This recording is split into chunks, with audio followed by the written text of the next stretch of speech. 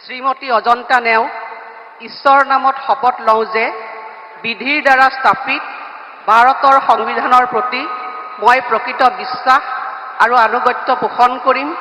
মই ভাৰতৰ সাৰ্বভৌমত্ব আৰু অখণ্ডতা অক্ষুণ্ণ ৰাখিম।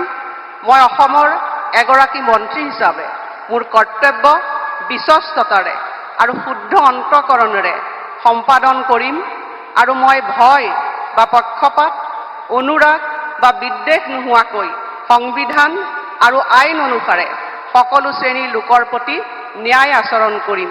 মই